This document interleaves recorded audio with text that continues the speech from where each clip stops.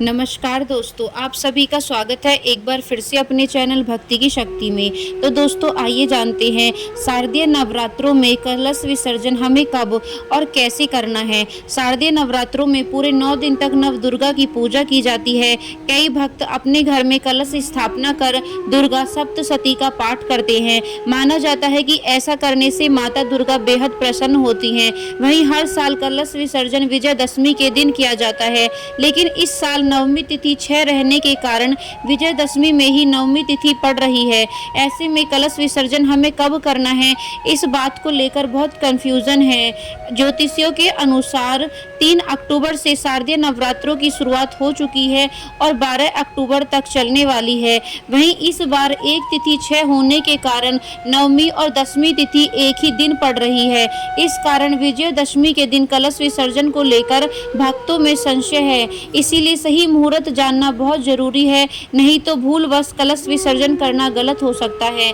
12 या 13 अक्टूबर कब होगा विसर्जन? इस साल दशमी तिथि की शुरुआत 12 अक्टूबर प्रातः 10:54 पर हो रही है। समापन अगले दिन यानी 13 अक्टूबर प्रातः 9:08 पर होगा।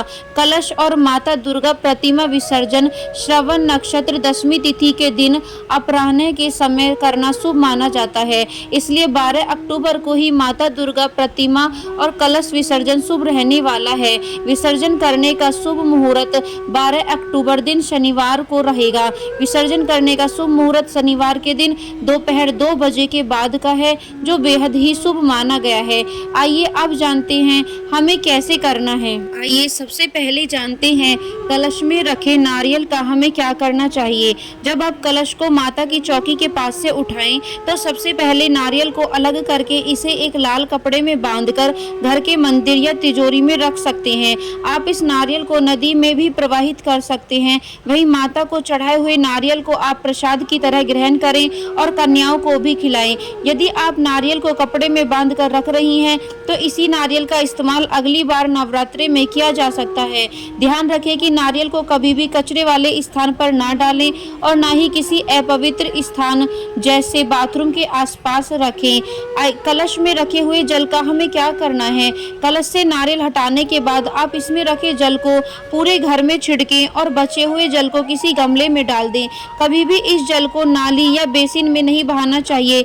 इस जल को गंगा जल के समान पवित्र माना जाता है और इसे पूरे घर में छिड़कने से पूरे घर में सकारात्मक ऊर्जा आती है। वहीं इस कलश के भीतर रखे सिक्कों को आप अपनी तिजोरी या पर्स में रखें। इससे आपकी आर्थिक स्थिति अच्छी बनी रहती है। नवरात्रों के समापन के बाद यदि अखंड ज्योति प्रज्वलित है तो कोशिश करें कि उसे अपने आप ही शांत होने दें। कभी भी अखंड ज्योति को जानबूझकर या फूंककर नहीं बुझाना चाहिए। यदि आप अखंड ज्योति को जानबूझकर बुझाते हैं तो यह शुभ नहीं होता। अखंड ज्योति के समापन के बाद इसकी बत्ती को निकालकर अलग कर लें और यदि इसमें तेल बचा हुआ हो तो उस तेल को आप दोबारा पूजा में इस्तेमाल कर सकते हैं। अखंड ज्योति के दीपक का तेल भी बहुत पवित्र माना जाता है। जब आप कलश का विसर्जन कर दें तब कलश के पास उगे ज्वारों को बर्तन से निकालकर किसी गमले में इसका विसर्जन कर दें। इनमें से कुछ ज्वारे निकालकर अपनी तिजोरी या पैसों के स्थान पर रखें। इससे आपके घर में कभी भी धन की कमी नहीं होती है। मान्यता है कि ज्वारे आपके घर की समृद्धि का प्रतीक माना जाता है। और जब भी आप कलश की स्थापना करते हैं कलश के नीचे अक्षत जरूरी रखे जाते हैं। कलश विसर्जन के बाद इसके नीचे रखे अक्षत को पूरे घर में छिड़कना चाहिए। बचे हुए चावलों में से कुछ चावल अनाज में मिलाएं और बाकी के चावल गमले में डाल दीजिए। आइए अब जानते हैं कलश विसर्जन से जुड़े कुछ नियमों के बारे में। जब भी आप कलश की स्थापना घर में करें तो आपको ध्यान रखना है कि इसका नियम से विसर्जन जरूर करें। यदि आप इस कलश का विसर्जन नहीं करते हैं तो ये माता का अपमान होता है। कलश विसर्जन के समय आपको कुछ मंत्रों का जाप जरूर करना चाहिए।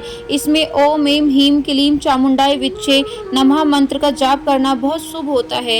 यदि आप कलश की स्थापना घर में करते हैं तो आपके लिए कन्या पूजन करना भी जरूरी हो जाता है। इससे ही पूजा का संपूर्ण फल मिलता है। तो दोस्तों यह थी कलश विसर्जन को लेकर सारी जानकारी। कलश विसर्जन इस बार आपको कब करना है, कैसे करना है, उससे जुड़े सारे नियम। यदि वीडियो आपको पसंद आई हो तो चैनल को सब्सक्राइब करना बिल्कुल ना भूलें और वीडियो को लाइक एंड शेयर जरूर करें।